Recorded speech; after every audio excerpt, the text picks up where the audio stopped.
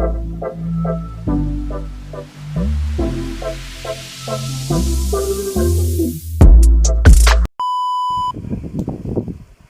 po mga kaibigan, kumusta po kayo?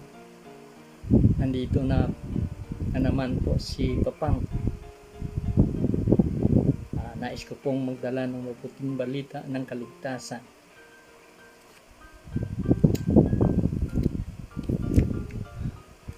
Purihin ang Panginoon sapagkat binigyan tayo ng oras, ng panahon upang patuloy na dumulog sa Kanya at mag-aral ng Kanyang banal, buhay at makapangyarihang salita. Nais ko pong dalhin ngayon sa bawat isa sa atin ang tunay na kaligtasan.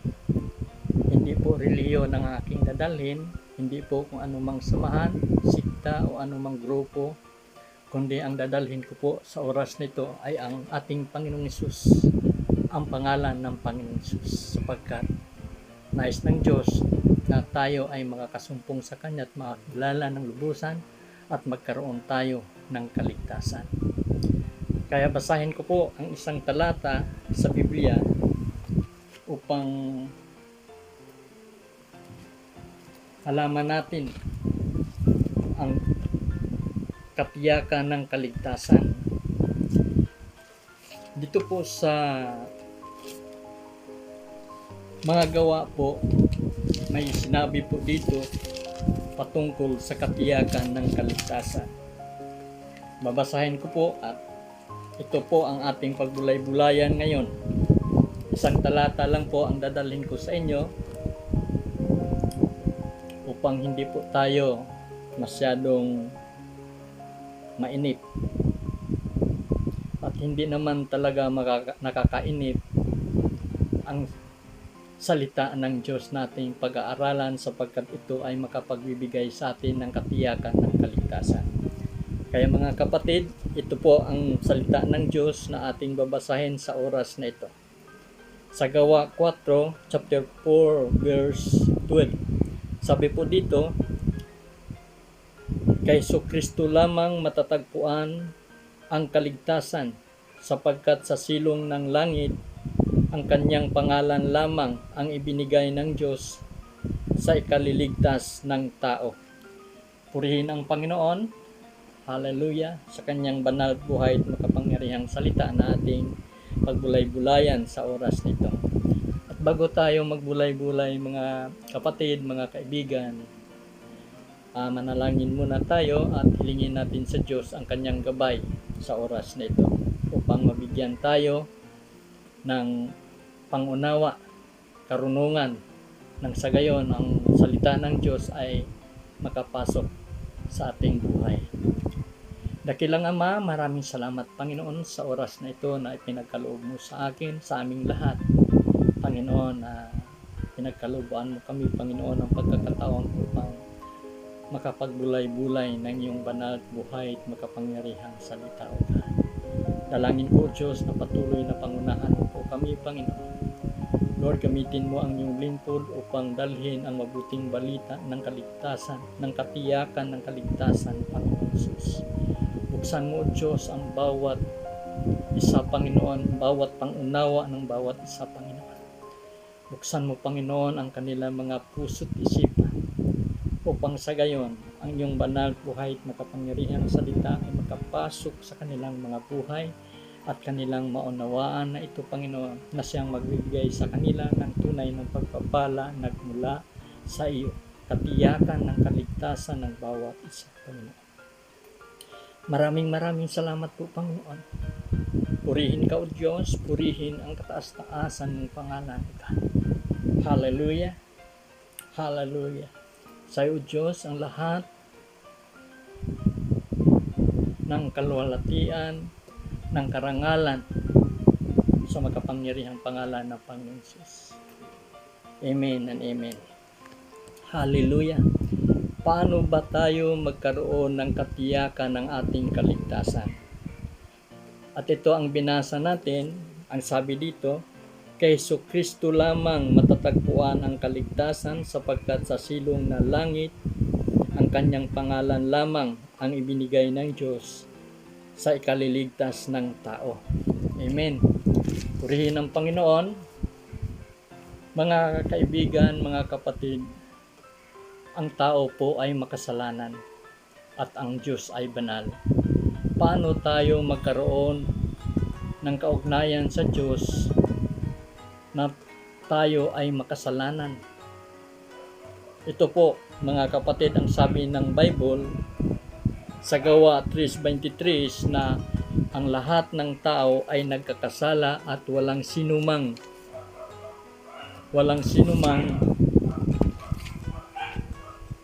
karapat-dapat sa paningin ng Diyos. Basahin ko po sa chapter 3 ng Roma, ang sabi po dito sa 23, sapagkat ang lahat ay nagkasala at walang sinumang karapat-dapat sa paningin ng Diyos. Amen. At ang kabayaran ng kasalanan ay kamatayan, sabi dito sa Roma 6:23, sapagkat kamatayan ang kabayaran ng kasalanan, ngunit ang kaloob ng Diyos ay buhay na walang hanggan sa pamagitan ni Kristo Jesus na ating Panginoon. Lahat tayo po ay makasalanan. Subalit kung tayo ay magpakumbaba at lumapit sa Diyos at humingi tayo ng kapatawaran, handa tayong patatawarin ng Diyos. At tanggapin natin siya pagkatapos nating lumapit sa Panginoon upang humiling tayo ng kapatawaran. Dalawang kamay ng Diyos na tayo ay tatanggapin niya kung tayo ay magpakumbaba at lumapit sa Kanya. At magkaroon tayo ng katiyakan ng ating kaligtasan kapag tinanggap natin ang Kanyang buhay at makapangyarihang salita. Ang sabi po sa unang Juan po, chapter 1 verse 9. Amen. Hallelujah. Sabi dito sa unang Juan chapter 1 verse 9, kung ipinapahayag natin ang ating mga kasalanan, maasahan nating ipapatawad na sa atin ng Diyos ang mga ito at linisin tayo sa lahat ng ating kasamaan sapagkat siya'y matuwid. Amen. Kung tayo'y magpakumbaba at lumapit sa Diyos at humiling tayo ng kapatawaran, tayo'y Kanyang patatawarin. Hallelujah. Hallelujah. At kapag tinanggap natin siya, mga kaibigan ng ating Panginoong Hesus, ay magkaroon tayo ng karapatan upang magiging anak ng Diyos. Sabi sa Juan 1:12, mga kapatid, basahin ko po. Hallelujah. Sabi dito sa Juan chapter 1 verse 12. Sabi po dito, ngunit ang lahat ng tumanggap at nanalig sa Kanya ay pinagkalooban niya ng karapatang maging anak ng Diyos. Hallelujah. Kapag tinanggap daw natin siya, ang ating Panginoong Hesus, ay bibigyan tayo ng karapatan na maging anak ng Diyos. Kapag tinanggap natin ang Panginoon, mga kaibigan, mga kapatid, ay mayroon po tayong relasyon sa Diyos. At yun ang magbibigay sa atin ng katiyakan ng ating kaligtasan. Sapagkat itinuturing tayo ng Kanyang mga anak. At madali na sa atin na lumapit sa ating Diyos sapagkat siya ang ating Ama. Madali na tayo makahiling sa Kanya ng anumang pangailangan natin. Kung tayo man po ay mayroong karamdaman, mayroon tayong Diyos na buhay na siyang dakilang manggagamot, na siyang magbibigay sa atin ng kagalingan. Kung tayo man ay naghihirap sa buhay, mayroon tayong Diyos na tutulong sa atin upang tugunan ang lahat ng ating mga pangailangan sapagkat siya ang may likha ng lahat ng bagay, maging sa ating ikinabubuhay, maging sa ating buhay, maging sa ating kalakasan. Lahat ay nagmumula sa Panginoon. Kaya mga kaibigan, mga kapatid, sa oras na ito ay dinalhan ko kayo ng mabuting balita ng katiyakan ng ating kaligtasan. Hindi relihiyon po ang aking dinadala, sapagkat hindi relihiyon ang napako sa krus na siyang tumubos ng ating kasalanan. Ang sabi sa banal na kasulatan kanina na ating binabasa sa Roma 6:23 na ang kabayaran ng kasalanan ay kamatayan, ngunit ang kaloob ng Diyos ay buhay na walang hanggan. Amen. Yun po ang ibibigay sa atin, buhay na walang hanggan. Hallelujah. Kaya mga kapatid,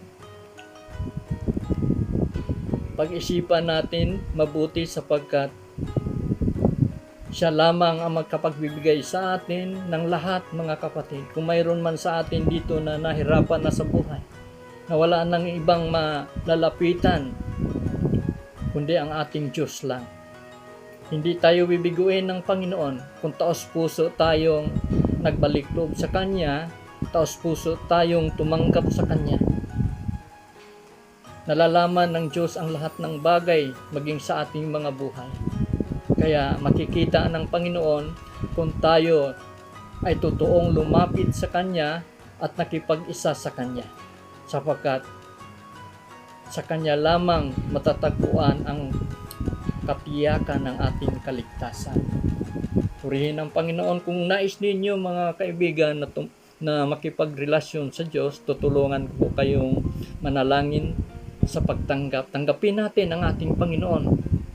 Walang mawawala sa atin kung siya'y ating papasukin sa ating buhay. Sa halip, magkaroon po tayo ng katiyakan ng kaligtasan, magkaroon po tayo ng pabor sa Kanya, upang tayo ay tulungan sa lahat ng ating kahirapan. Purihin ang Panginoon. Kung mayroong nais tumanggap sa Panginoon sa oras na ito, taas natin ng dalawa nating kamay, mga kaibigan, mga kapatid. Magpakumbaba tayo sa Kanya at humiling tayo ng kapatawaran. At tanggapin natin siya bilang Panginoon at sariling tagapagligtas. Dakilang Ama, sumunod lang kayo, mga kaibigan, mga kapatid, sa maikling panalangin na ito. Dakilang Ama, maraming salamat po, Panginoon, sa oras na ito na ipinagkaloob mo sa bawat isa sa amin. Napakinggan ko, Panginoon, ang mabuting balita ng katiyakan ng kaligtasan.